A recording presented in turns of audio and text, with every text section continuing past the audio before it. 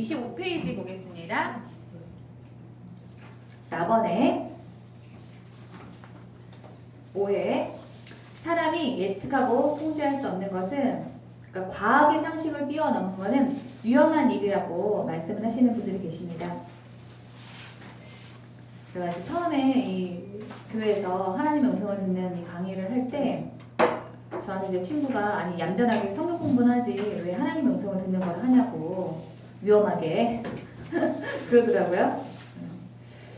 자, 1번 보겠습니다. 죄로 인해서 인간은 모든 통치권, 통제 권한을 상실했으며 그런 어떤 그 자연을 우리가 다스리는 그런 능력을 잃어버린 거예요. 자, 62번 보겠습니다. 하나님이 말씀하시고 우리가 우리 형상을 따라서 우리 모양대로 사람을 만들자.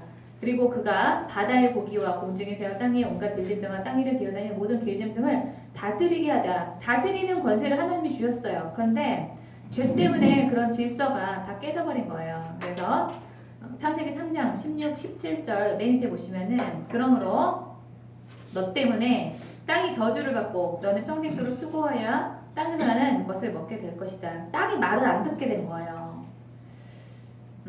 그래서 우리가 하는 그 노동이 즐거운 일이 아니라 아주 힘들고 억지로 해야 되는 그런 일로 변했다는 거죠. 위에 올라가서 때문에 문명은 이 불안감을 해소하기 위해서 발전을 했다.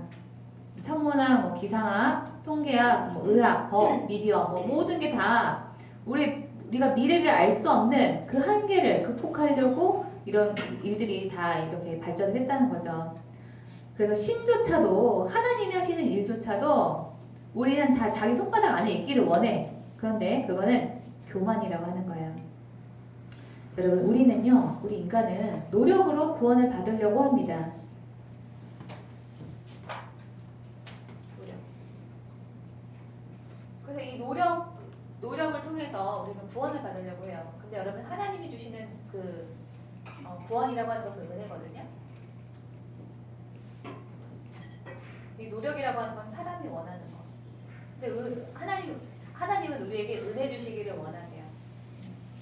우리가 왜 노력을 하느냐라고 하면은 예측이 가능하잖아. 그러니까 내가 어떤 A라고 하는 거를 투입을 하면은 A 다시가 나온다든지 이렇게 내가 뭔가 노력을 해서 어떤 결과를 산출해내는 거, 그건 예측 가능하기 때문에 우리는 그러면 불안하지가 않게 되는 거예요.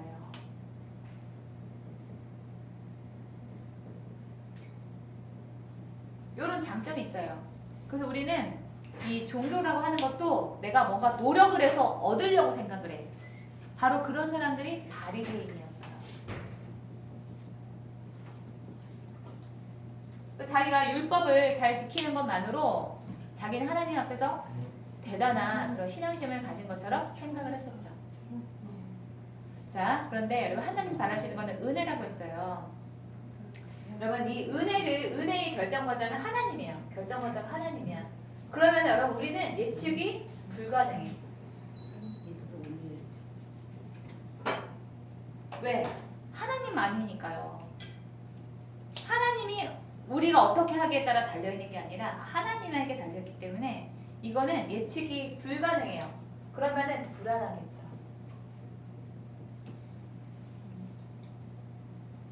그런데 여러분 하나님은요 우리가 이렇게 은혜의 길에서 살기를 원하신다라고 하는 거예요. 왜?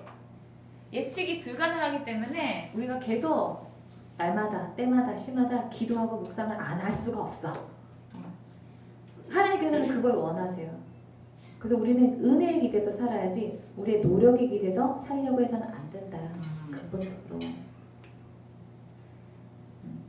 하나님이 바라시는 것은 우리가 은혜의 길에서 살기를 바라요. 그래야지 우리가 계속 기도하고 묵상하고 하나님 안에 있으려고 하게 되잖아요.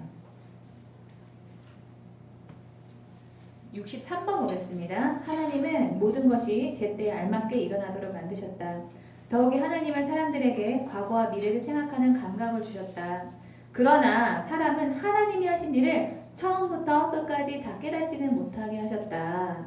그러니까 우리가 어느 정도 그 과거와 미래까지도 생각할 수 있는 감각, 영적인 감각은 있어. 그러나 우리에게 한계가 있다는 것을 인정을 하고 그 한계를 뛰어넘기 위해서 하나님을 의지하는 그 뭔가 해야 된다는 거죠. 그게 바로 기도하고 묵상인 거예요.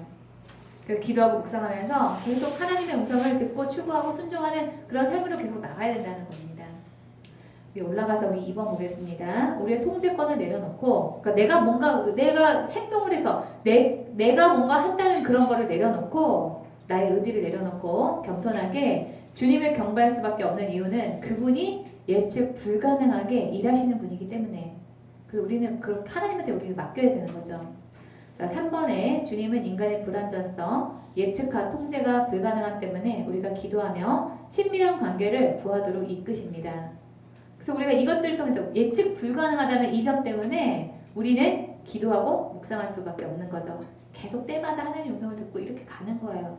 그러니까 원래 우리 인생이 그렇게 주어졌다. 그렇게 생각을 하세요. 그 인생이 피곤하다고 생각을 하지 마시고. 자, 다음 페이지 있습니다.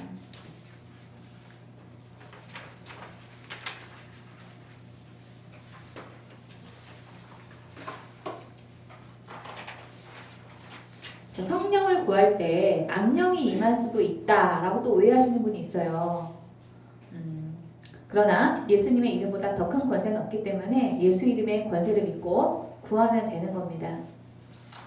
그래서 이렇게 생각하시는 분들은 하나님하고 사단하고 동일선상에서 놓고 그렇게 오해를 하는 거예요. 근데 여러분, 제가 지난 시간에 말씀드렸죠. 하나님께서는 그 비교가 안 된다고. 우리가 뭔가 이 사단과 예수님과 대결 구도로 생각하는 것 자체가 하나님 앞에서는 굉장히 불순한 그런 태도라고 하는 거 제가 지난 시간에 말씀드렸죠. 각주 65번에 보겠습니다. 너희 가운데 어떤 아버지가 아들이 생선을 달라는데 생선을 주지 않고 뱀을 주겠느냐? 계란 달라는데 전갈을 주겠느냐? 너희가 악하더라도 좋은 것을 자녀에게 주려고 한다. 하물며 하늘에 계신 아버지께서 구하는 자에게 성령을 주시지 않겠느냐라고 했는데, 이 성령이라고 하는 것은 하나님이 생각할 때 하나님의 입장에서 제일 좋은 거, 그게 바로 성령이에요. 그래서 하나님을 신뢰하면서 우리가 구하게 되면은 하나님의 입장에서 생각을 할 때, 그 사람의 입장에서가 아니라 하나님의 입장에서 가장 좋은 것을 우리에게 주기를 하나님께서 원하신다라고 하는 거예요.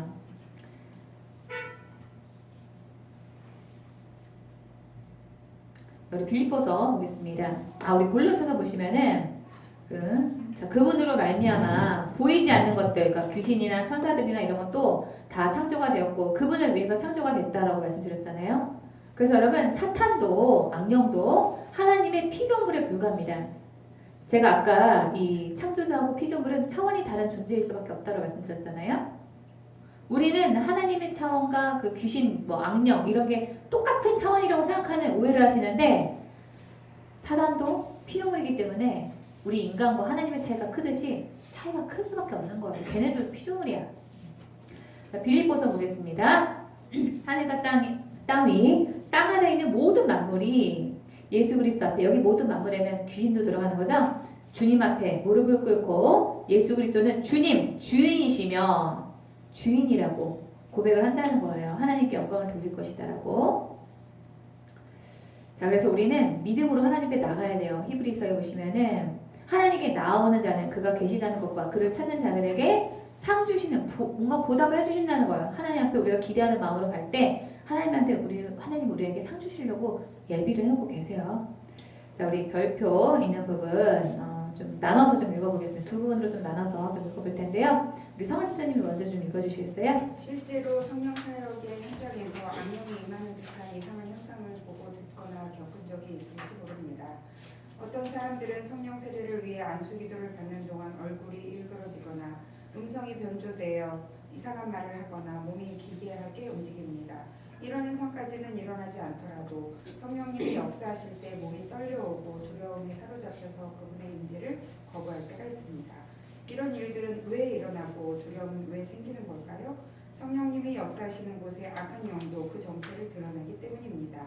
우리는 평상시 자신의 내면이 어떤 상태인지 잘 모르지만 예수님을 믿기 전에 지었거나 믿은 후에도 지속적으로 지은 죄와 오래된 상처 때문에 악한 영의 억압을 받고 있을 수도 있습니다. 죄를 회개하지 않는 것으로 악한 영에게 동의하고 있을 때 악한 영은 우리에게 두려움을 주는 갖가지 방법을 동원하여 이런 두려움이 마치 성령님 때문에 일어나는 것 같은 혼돈을 일으킵니다. 예, 우리 조진희 성도님 읽어주세요. 어디까지 그러나 그러나 이것은 모든 거짓을 동원해 그 사람을 떠나게 하려는 악한 영의 수직입니다. 따라서 성령을 구했을 때 악한 영이 들어오는 것이 절대 아닙니다. 오히려 나의 혼과 육을 묶고 있던 어두움에 성령님의 빛이 임함으로써 악한 영의 정체가 탄로난 것입니다. 우리는 성령 세례를 두려워할 것이 아니라 성령 세례를 통해 드러난 죄를 회개하고 성령님으로부터 상처를 치유받아야 합니다. 그래서 다시는 악한 영의 억압을 받지 않도록 해야 합니다. 네, 다음 페이지 보겠습니다. 27페이지 나원에 사단이 두렵다. 그래서 뭔가 내가 확인할 수 있고 내 눈에 확실하게 보여지는 게 아니면은 안 하겠다. 이렇게 하시는 분들이 있는데 그렇지 않다. 1번에 믿음은 보이지 않는 것을 믿는 것이라고 성경은 규정한다. 그래서 여러분 우리 그리스도인들은요. 원래 눈에 안 보이는 거를 믿는 존재들이에요. 믿는 사람들이에요. 그래서 내가 보이지 않고 경험한 바가 없기 때문에 그게 틀렸고 나쁘다라고 얘기하는 거는 비약이라는 거죠. 자, 우리 각주 우리 66번 보겠습니다. 믿음은 우리가 바라는 것들에 대해서 확신하는 것입니다. 또한 보이지는 않지만 그것이 사실임을 아는 것입니다. 그래서 여러분 내가 다 눈에 보이는 것만 나는 믿겠다, 하겠다라고 하는 거는 말씀하고는 어긋나는 거죠. 자, 믿음을 통해서 우리는 이 세상 모든 것이 하나님의 말씀으로 창조되었다는 것을 이해합니다. 우리가 보고 있는 것들이 보이지 않는 어떤 것으로 만들어졌다는 것을 말합니다. 자, 눈에 보이는 소망은 소망이 아닙니다. 보이는 것을 소망하는 사람이 어디 있겠습니까? 따라서 우리가 아직 보지 못한 것을 소망한다면 우리는 그것을 인내함으로 기다려야 합니다. 그래서 우리는 보이지 않는 것을 추구하는 존재지 보이는 것을 현상대로 우리가 추구하는 존재가 아니라고 하는 거예요. 자, 2번에 위에 올라가서 사단의 모든 능력을 동원해서 우리가 영적인 세계에 대해서 둔감하도록 만듭니다. 67번 자, 각주 에베소서 6장 12절 보겠습니다. 우리의 싸움은 인간을 적대자로 상대하는 것이 아니라 통치자들과 권세자들과 이 어두운 세계의 지배자들과 하늘에 있는 악한 영들을 상대로 하는 것입니다. 자, 고린도후서 이 시대의 신이 믿지 아니하는 사람들의 마음을 어둡게 하여 하나님의 형상이신 그리스도의 영광을 드러내는 복음의 빛을 보지 못하게 하였습니다. 세상의 신이 우리 눈을 계속 가리려고 한다는 거죠. 위에 올라가서 3번에 사단은 두려움의 대상이 아니라 예수님의 이름의 능력과 권세로 제거해야 될 그런 대상입니다. 68번에 내가 너희에게 뱀과 정갈을 밟고 원수, 여기서 원수는 마귀죠. 원수 마귀의 능력을 막을 권세를 주었다. 아무도 너희를 해치지 못할 것이라고 예수님께서 말씀하셨어요. 약속하셨습니다. 자, 위에 올라가서 타원에 두려움을 깨고 하나님을 신뢰함으로 나갈 때 더 많은 은혜를 경험을 할 수가 있어요. 근데 만약에 우리가 여러분 두려움을 가지고 있잖아요. 그럼 우리는 그때부터 하나님의 은혜 가운데서 멀어지게 되는 거죠. 각주 우리 69번 보겠습니다. 우리에게 어떤 두려움도 있을 수 없는 것은 우리가 이 세상에서 예수님과 같아지기 때문입니다.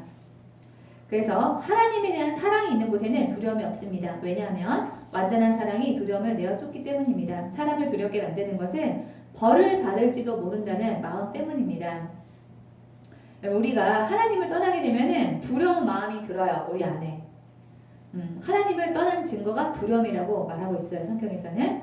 그러므로 두려움을 갖고 있는 사람은 사랑을 완성하지 못한 사람입니다. 그런데 성경에 보시면 나는 확신합니다. 죽음이나 생명이나 천사들이나 하늘의 권세자들이나 현재 일이나 장래 일이나 어떤 힘이나 가장 높은 것이나 깊은 것이나 그 밖에 어떤 피조물이라도 우리를 우리 주 예수 그리스도 안에 있는 하나님의 사랑에서 끊을 수 없다고 성경에서 말하고 있잖아요.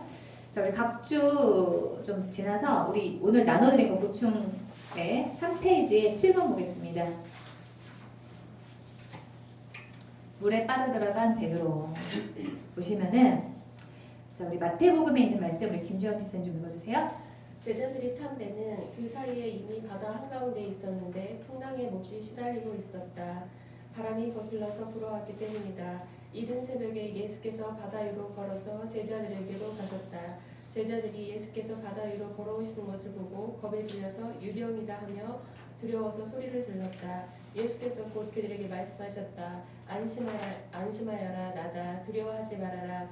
베드로가 예수께 말하였다. 주님, 주님이시면 나더러 물 위로 걸어서 주님께로 오라고 명령하십시오. 예수께서 오너라 하고 말씀하셨다. 베드로는 배에서 내려 물 위로 걸어서 예수께로 갔다.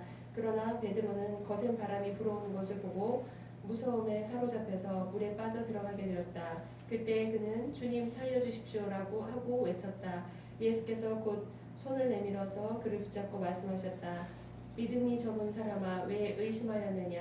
그리고 그들이 함께 배에 오르니 바람이 그쳤다. 예, 베드로가 물 위에 걷다가 두려움에 그 빠진 순간 그때가 이 물을 보면서 두려움을 가진 거예요. 현실을 보면서 두려워할 때 그 하나님의 은혜를 예수님 바로 옆에서 경험을 하다가도 물에 빠져들어가잖아요. 그래서 여러분 우리가 이 성령 사역에 대한 것도 두려움을 가지고 우리가 중간에 중단하거나 끊거나 내 생각대로 제안을 하면은 안 된다라고 하는 거죠. 자, 우리 다음 28페이지 보겠습니다.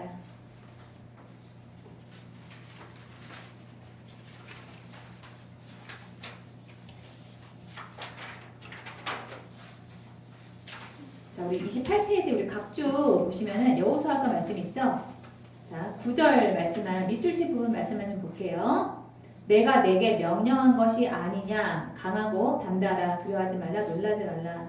그러니까 여러분 우리가 이 하는 그런 일들 그런 것들은 내가 계획한 일이 아니라 하나님이 명령하신 일이기 때문에 우리는 두려워하지 않아도 되는 거예요. 왜? 성경대로 했기 때문에. 그렇죠? 여기 올라가서 마음 보겠습니다. 5회 성령 사역은 성경에 초대교회 이후에 끝났다라고 얘기를 합니다. 그래서 그 성령 사역에 대해서는 사도행전에서만 일어났던 아주 특별한 일이다라고 얘기하는 사람들이 있어요. 그런데 성경에 그 얘기가 없어요. 1번 보겠습니다. 성경을 기록하는 계시가 끝났다는 거지 성경이 완성이 됐다는 뜻이지 성경에 성령님의 초자연적인 역사가 끝났다는 성경의 기록은 없습니다.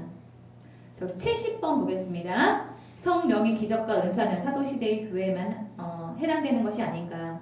성경에 근거하여 나는 성령의 기적과 기타의 은사들이 초대교회 때에만 국한된 것이 아니며 기독교의 기초를 형성하는 소임을 다한 후 하나님이 거두어들이심으로 자취를 감춘 것도 아니라고 믿는다.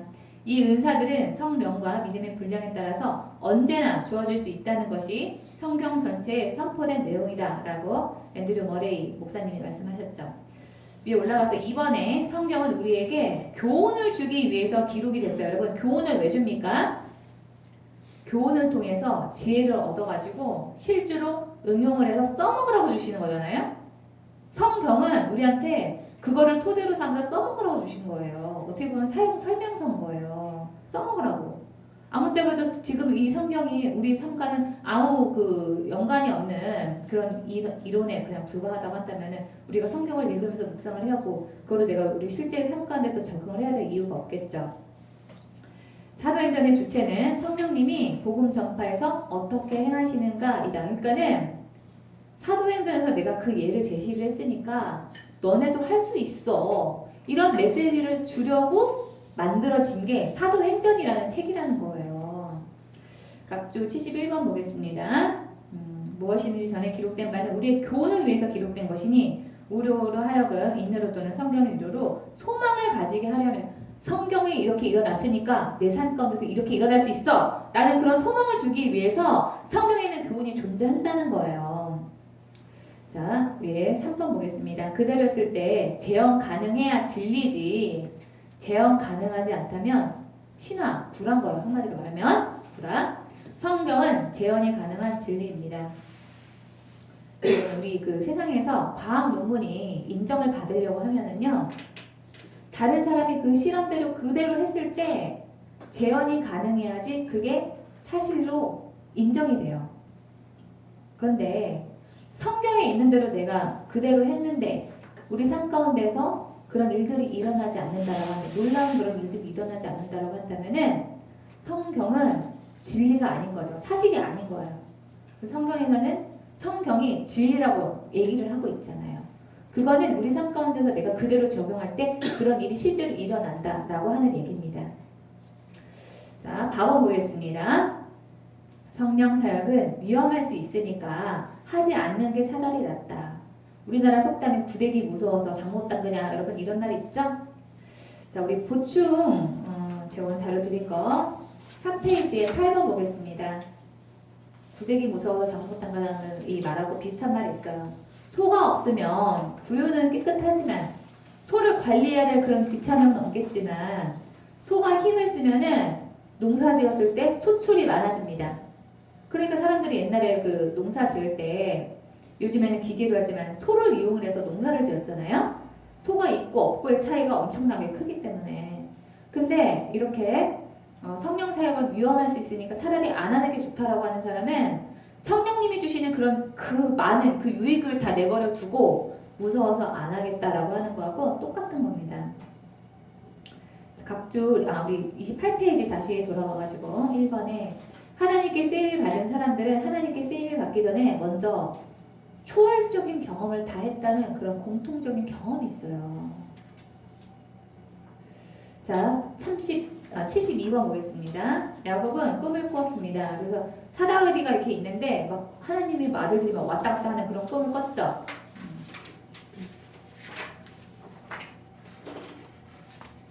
그래서 이런 그런 기적을 보면서 야곱이 잠에서 깨어나서 이렇게 말합니다. 하나님이 분명히 계시는데 나는 그걸 모르고 있었다. 그러니까 이렇게 이 야곱이 도망가면서 하나님을 경험하기 전에는 그저 하나님이라고 하는 존재는 할아버지 아브라함의 하나님, 이삭의 하나님 거기뿐이었어요. 근데 그 다음부터는 이 야곱의 하나님이 됩니다. 경험을 통해서. 그 다음에 이 모세가 28페이지 보시면은 불타는 떨기나무 가운데서 하나님을 만났잖아요. 모세야 모세야 내 신을 벗어라면서 그 경험을 하고 난 다음에 이 모세는 이스라엘의 지도자로 거듭났어요. 그 다음에 베드로는 예수님이 돌아가시고 난 다음에 부활하시기 전까지 그냥 고기 잡는 어부에 불과했습니다. 그때까지는 하더라도. 그런데 오순절 성령 강림 사건을 만나고 난 다음에 베드로가 사람들 앞에서 막 설교를 합니다. 그렇게 변화가 됐어요. 자, 바울을 73번 보겠습니다. 사울이 길을 떠나서 다마스커스 가까이 이르렀을 때였습니다. 갑자기 하늘로부터 밝은 빛이 사울을 둘러비쳤습니다. 그러면서 사울아 사울아 하면서 예수님의 음성을 들었죠? 그러고 난 다음에 이 바울의 삶이 변화가 됐습니다. 그래서 여러분 우리의 삶을 우리의 신앙을 획기적으로 변화시키는 것은 초월적인 경험이라고 할 수 있는 거예요. 그래서 우리 초월적인 그런 경험을 내가 한 번도 못 해봤다. 그러면 아직 내가 신앙인으로서 어떤 뭔가 미달한 부분이 있다는 거지. 그게 뭔가 안전빵으로 여러분 잘하고 있다, 신앙생활 잘하고 있다 이런 뜻이 절대로 아닌 거예요. 29페이지 우리 2번 보겠습니다. 성령님과 동행하는 삶은 우리의 고정관념과 의지를 내려놓는 순종을 필요로 하고 그것은 모험과도 같은 일이다. 왜? 모험은 예측 불가능한 일이잖아요. 모험은 예측 불가능성을 내포함으로 위험할 수도 있으나 그 위험의 여부는 그 모험을 이끄는 주체가 누구냐에 따라 달라지는 겁니다. 그래서 우리를 주관하시는 분은 성령님이지 그 불완전한 그 무엇이 아닌 거예요. 그러니까 우리는 마음껏 성령님께 맡기고 모험을 즐기셔야 된다는 거예요. 각주 우리 74번 보겠습니다. 자, 우리 이 부분 우리 김지영 지사님 읽어주시겠어요? 어떤 장소 어떤 관계 네, 김지영 지사님 읽어주세요. 어떤 장소, 어떤 관계, 어떤 상황에서도 그 장소에 예수 그리스도께서 함께 계시며 그곳의 주인이시며 그분이 이끌어 가신다는 믿음을 가져야 한다. 하나님께서는 만물을 그의 발 아래 두시고 그리스도를 교회의 머리로 삼으셨다. 우리는 흔히 왜 하나님이 역사하시지 않는가라고 의문을 가진다. 그분에게 기회를 드리지 않았기 때문이라고 생각해 본 적은 없는가? 자, 여러분 여기 그 에베소서의 말씀에 하나님께서 그 만물을 그 발 아래 두셨다라고 했는데 여기 그 NLT 성경에서 밑줄 긋은 부분 써놨죠. Who fills all things everywhere with himself. 그러니까는 우리 사방을 그 자신으로 하나님으로 채우셨다. 그 얘기를 하는 거예요. 우리는 그냥 혼자가 아니에요. 우리 사방에 하나님이 옆에 계십니다. 예수님이 여러분과 함께 하시는 거예요. 자, 그 다음에 좀 읽어주세요. 내가 하나님으로부터 무엇인가를 받아서 장소, 상황, 관계를 이끌어가는 데 있지 않고 주인이 예수 그리스도이시며 그분이 그것을 이끌어간다는 믿음을 가지는 것이다. 내가 주님의 일을 하는 것이 아니라 주님이 이끌어가시는 일의 일부분이 되어야 한다. 내 의도대로 이끌어가려는 마음을 주님에게 온전히 드리는 마음이 필요하다. 어떤 일에서든지 진정으로 주님의 일이 되게 하기 위해서 동시에 주님의 역사를 목도하기 위해서는 자신의 주도권과 의사권을 기꺼이 포기하려는 결단과 모험을 가져야 한다. 이러한 포기는 쉽게 할 수 있는 것도 있지만 경우에 따라서는 자신의 인생이 달린 문제일 수도 있다. 그러나 하나님은 우리를 눈동자처럼 지키시며 우리보다 우리의 미래에 대해서 더 많은 관심을 가지고 계시다는 사실을 믿어야 한다. 하나님에 대한 믿음과 그분의 친밀함은 자신을 포기하고 하나님께 기회를 드리고자 하는 매우 위험스러운 모험과 동역을 통해서 깊어져 간다. 그래서 제가 이 하나님의 음성을 듣는 기도문을 제가 여러분들한테 나중에 드릴 건데 거기에 보시면은 내 생각 내려놓습니다. 내 고집 버립니다. 여러분 이런 문구들이 있습니다. 하나님의 음성을 듣기 전에는 자꾸 내 생각을 내려놓는 거 그게 되게 중요해요. 다음 페이지 보겠습니다.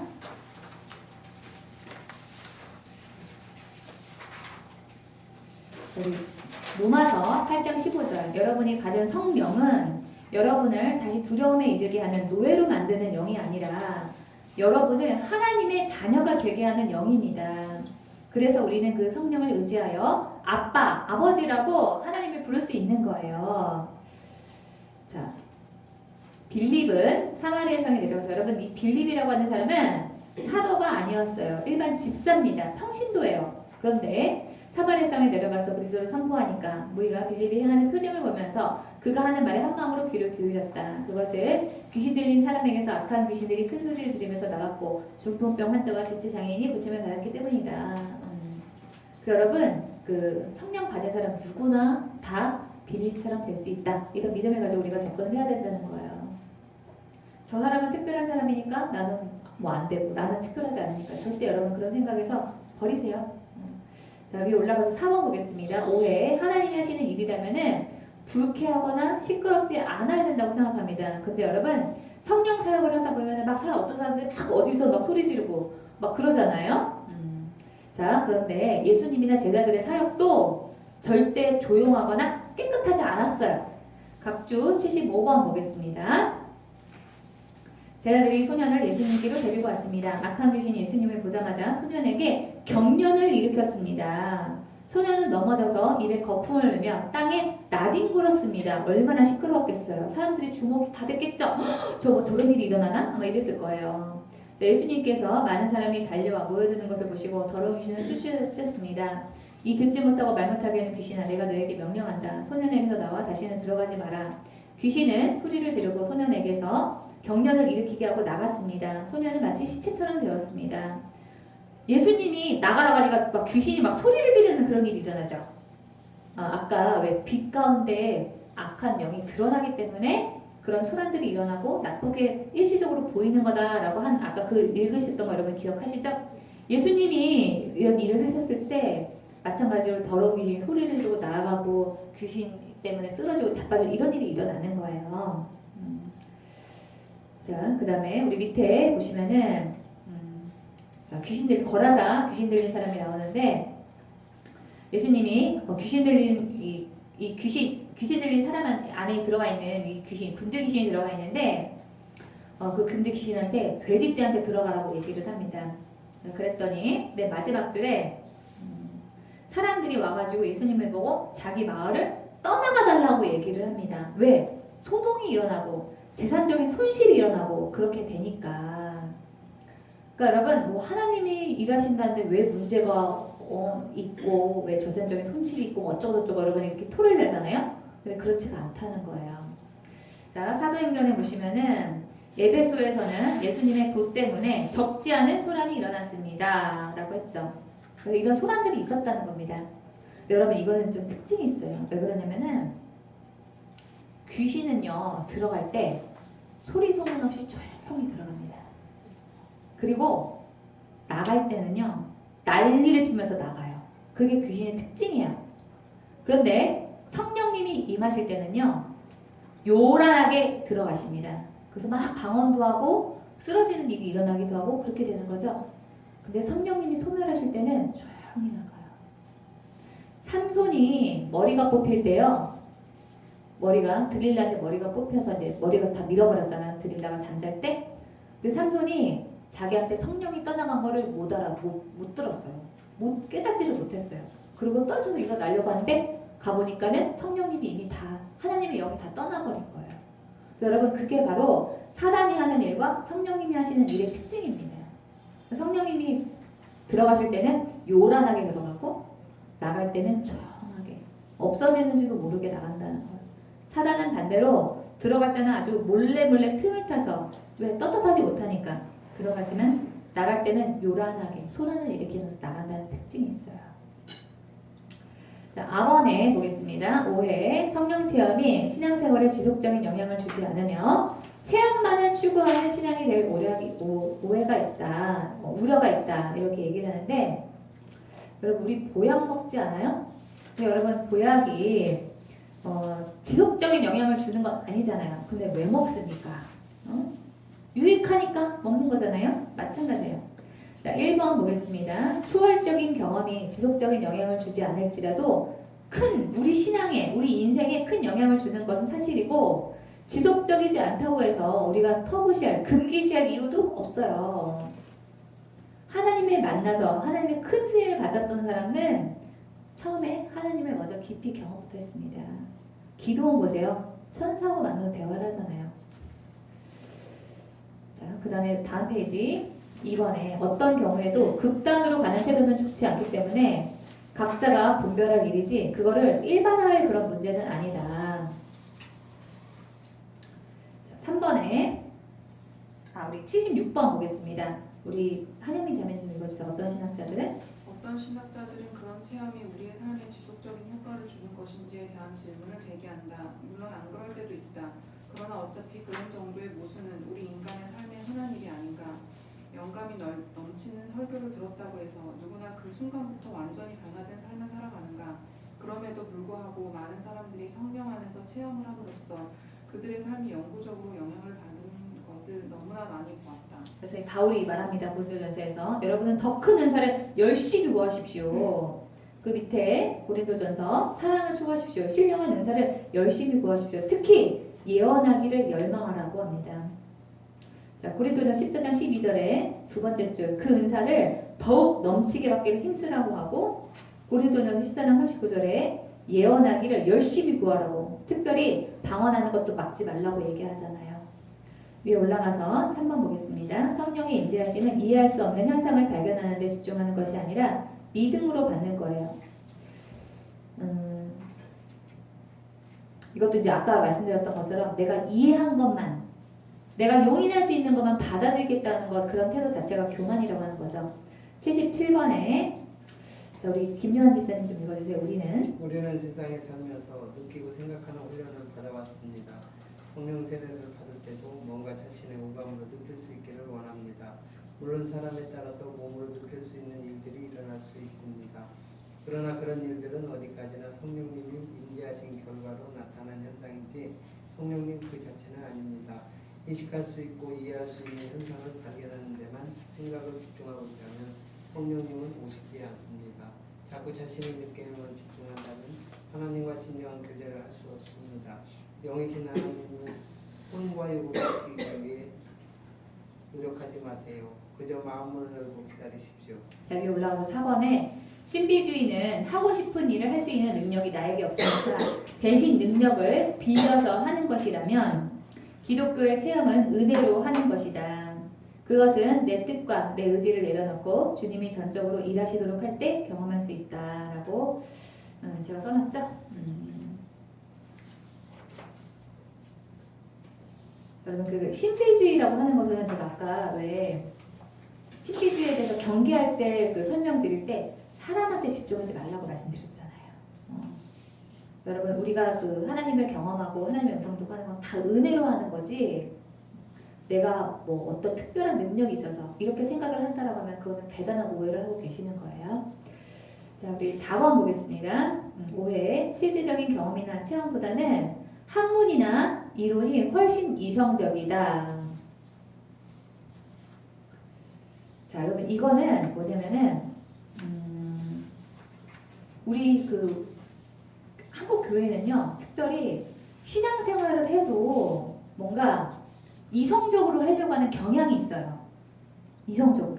그러니까 이성적으로 한다는 거는 인간이 이해되는 수준에서 신앙생활을 하려고 하는 경향이 있다는 거예요. 그거는 왜 그러냐면은 유교의 영향 때문에 그렇습니다. 우리나라가 이제 조선시대 때가 이제 조선이 개창을 하면서 그때부터 유교의 영향으로 성리학의 영향을 받는 우리나라가 됐거든요. 그러니까 우리나라가 그 전에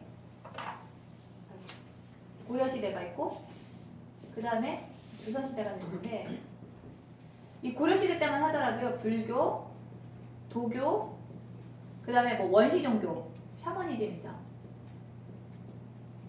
이런 것들을 다 국가에서 용인을 해줬어요. 그런데 조선시대로 오면서 다 이런 것들을 철폐를 합니다. 그래서 이제 뭐 스님들, 그 다음에 그러면 중이라고 하는 걸 비하하고, 그 다음에 무당에 대해서도 비하하고, 이런 일들이 일어났어요. 그래서 이런 제가 볼 때는 이런 영향인 것 같아요. 조선시대 때 학문이라고 하는 그 유교. 여러분 유교에서 제일 중요한 거는 바로 명문론이에요. 명분. 유교. 제일 중요한 거는 명분이에요. 명분이라고 하는 거는 말이 돼야 된다는 거예요. 내가 어떤 행동을 할 때 그거에 대한 타당성, 다른 사람을 나는 왜 그거를 하는지에 대한 타당성이 있어야 된다는 얘기거든요.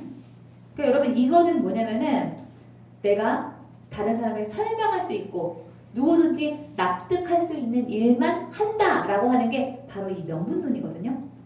근데 이 유교의 조시 바로 명분에 있어요.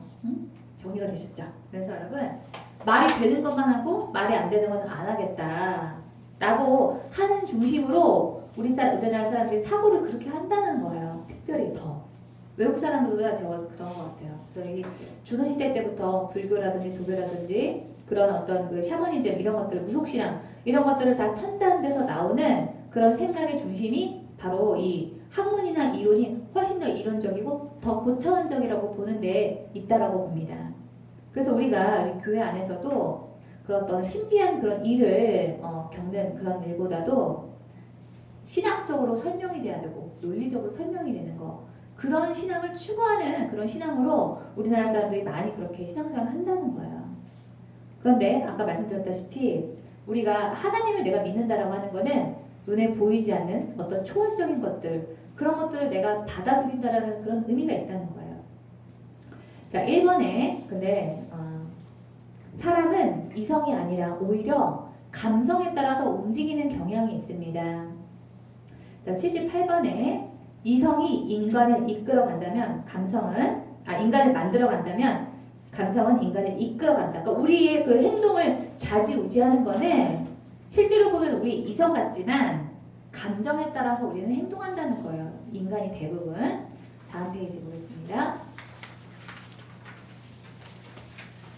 근데 여러분 우리가 교회에서 은혜를 받는다라고 할 때 그거 이성적이고 과학적으로 설명 가능하세요? 아니죠? 감정이에요. 내가 느끼는 거예요. 그거는 설명이 안 돼. 그래서 여러분 우리가 내가 교회를 다니고 나는 기독교를 믿어 라고 얘기하는 거는 은혜를 내가 추구하고 그 은혜라고 하는 거는 감정이 대부분인 거지 이성적이고 과학적으로 설명할 수 있는 부분은 아니에요.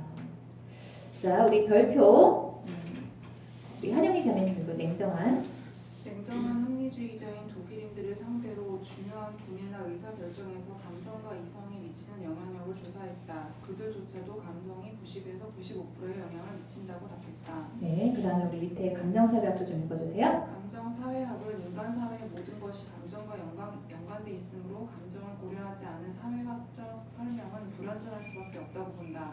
조슬린 픽슬리는 감정과 경제학에서 경제학자들이 일반적으로 감정을 무시하지만 이해관계와 기대를 비롯한 경제적 담론의 핵심 개념들은 본질적으로 감정적임을 보여준다. 네. 그래서 여러분 여기 보시면은 제가 꼭 성경 말씀만 제가 각주에다가 넣은 게 아니라 다른 사람들 논문도 넣고 뭐 어쩌고저쩌고 하잖아요. 얼마나 골치 아프겠어요. 성경만 아는 것도 아니고 다른 것까지 제가 다 검색을 해가지고 여기다 다 넣는 거거든요. 자, 위에 올라온 2번 보겠습니다. 이성이라는 말은 이해가 되면 감동도 같이 움직인다는 뜻인데 인간은 하나님이 하시는 모든 일을 100% 이해할 수가 없어. 그러니까 우리가 애초에 하나님을 이해하고 한다는 것 자체가 100%는 안 된다는 거죠. 100% 내가 이해가 된다면은 그거는 사람이 만든 종교이지 어떤 신적인 그런 영역 가운데 속한 게 아니라는 거예요. 자, 3번 보겠습니다. 하나님을 경험하지 않고 우리는 하나님을 안다라고 말할 수는 없습니다. 그러니까 우리가 지식적으로 아는 거하고 경험적으로 아는 거하고 완전히 다르잖아요. 자, 우리가 여러분 우리 오늘 지금 참외를 먹고 있는데 참외를 한 번도 본 적도 없고 맛본 적도 없는 사람이 책에서만 참외는 속껍질이 하얗고 안쪽에는 달고 여러분 이러면 이해가 가세요? 아니죠? 실제로 내가 그걸 깎아서 먹어봐야 될 걸 알잖아요. 근데 여러분 우리가 하나님에 대해서도 그렇게 접근을 한다는 거예요. 성경에 나와 있는 그런 지식적인 하나님만 내가 취하려고 하고 경험적으로 내가 하나님을 경험하려고 하는 거에 대해서는 터부시하는 경향이 있다는 것입니다. 자, 우리 보충 오늘 자료 드린 거 그래서 4페이지에 10번 보시면 좀 덥지 않으세요? 그죠? 더우시죠?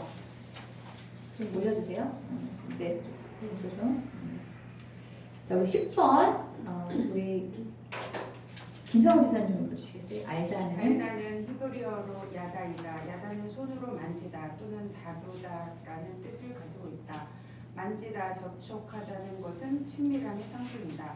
야다가 가지고 있는 이러한 근본적인 의미로부터 인지하다, 체험과 관찰을 통해서 알다 또는 친근하게 잘 안다는 의미들이 파생된다. 예를 들어 아담과 하와가 선악과를 따먹었을 때 그들은 악을 체험적으로 알게 되었다.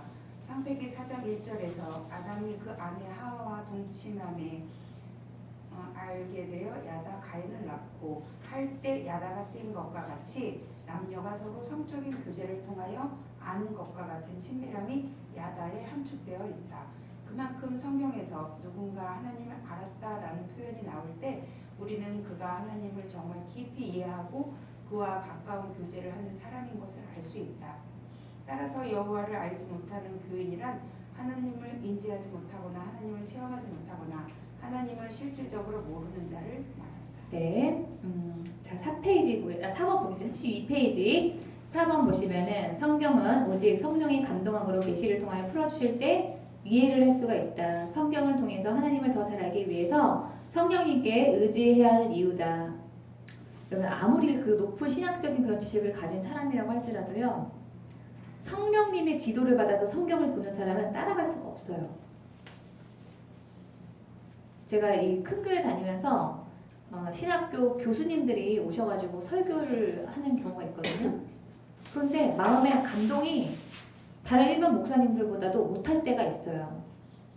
이분은 너무 이론적으로 공부만 하셔가지고 말 그대로 신학이라고 하는 거는 신과 관련된 학문이잖아요. 학문은 사람이 만들었다는 얘기예요. 근데 여러분 이 사람의 어떤 그런 지식 수준에서 그런 하나님의 그런 어떤 은혜 이런 것들을 다 설명하기에는 부족한 점이 있을 때가 있는 거죠. 아무리 신학사라고 할지라도. 자, 그다음에 우리 80번 좀 볼까요? 그래서 우리가 기도할 때 우리 주 예수 그리스도 하나님 영광의 아버지께서 지혜와 계시의 영을 여러분에게 주셔서 하나님을 더 잘 알게 해달라고 이런 기도를 우리가 해야 되는 이유가 있습니다. 성경을 그냥 내가 학문적으로 판다고 해서 되는 게 아니라 하나님께서 계시의 영을 주셔서 하나님을 깨닫게 하는 그런 일이 일어나야 우리가 하나님을 더 잘 알 수 있게 되는 일이 있을 수 있다는 거죠. 자, 그래서 이거를 이 NLT 성경에 보니까 바울이 이렇게 이 NLT가 이렇게 번역을 했어요. Spiritual wisdom and insight. 그러니까 영적인 지혜와 영적인 통찰력 그거를 구하라는 뜻이에요.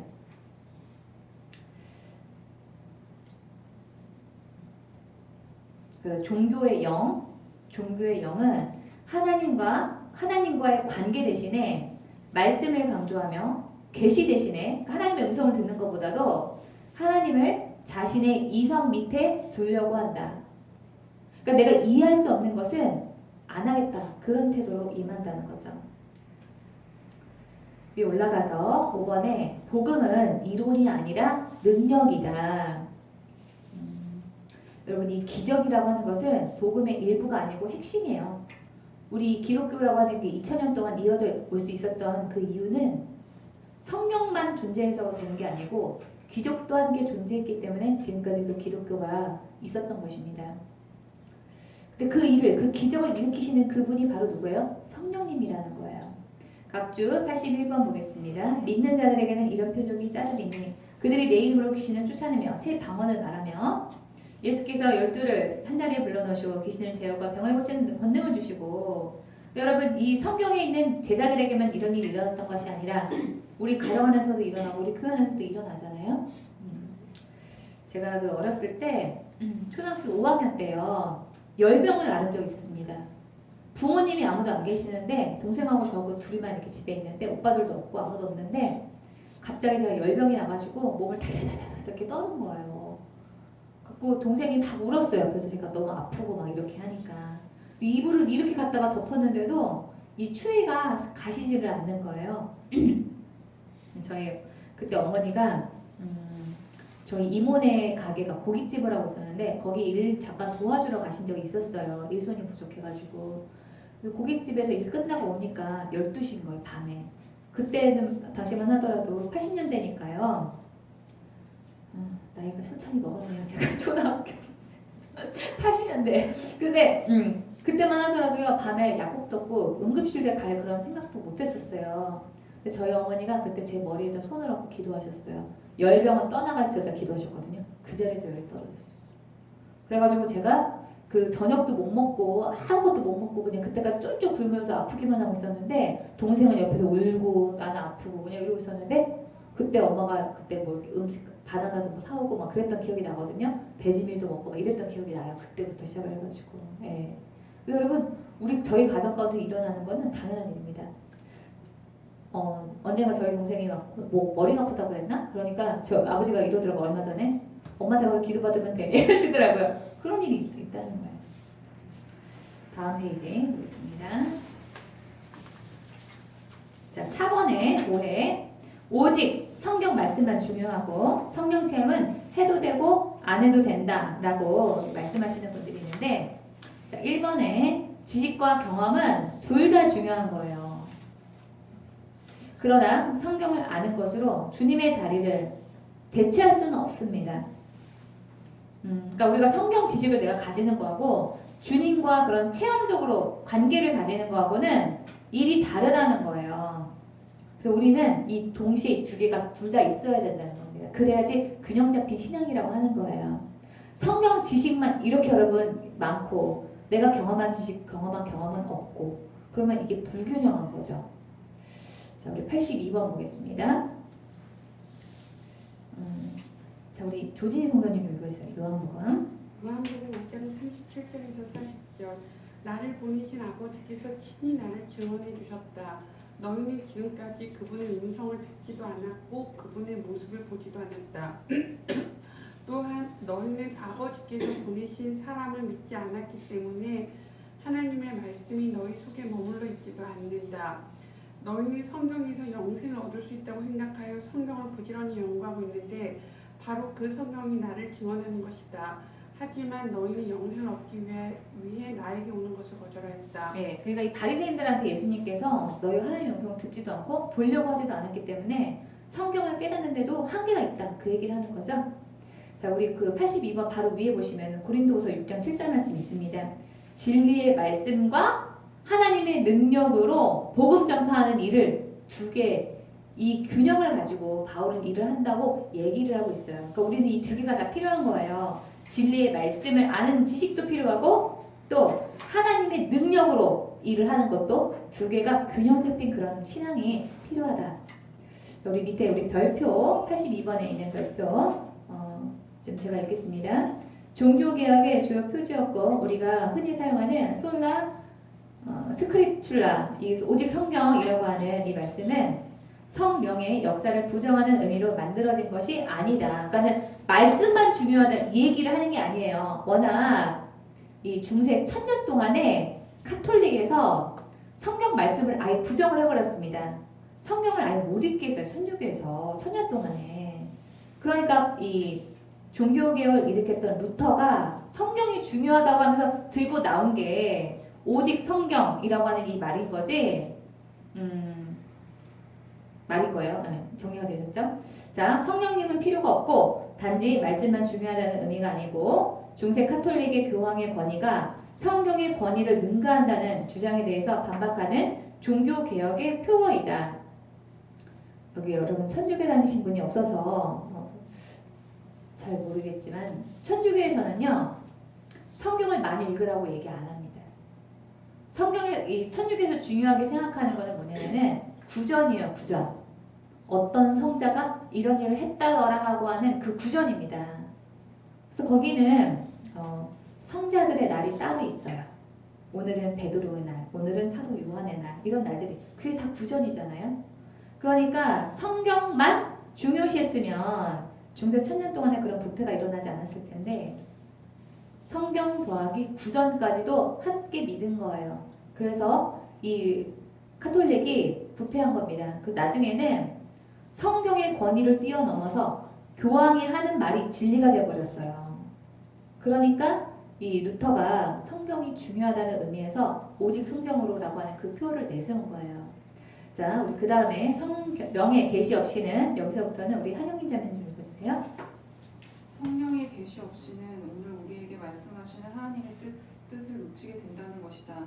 즉 우리 영혼에 찾아오신 성령님의 의미를 알지 못한다면 우리는 학자가 될 수 있을지언정 결코 그분의 자녀는 될 수 없다.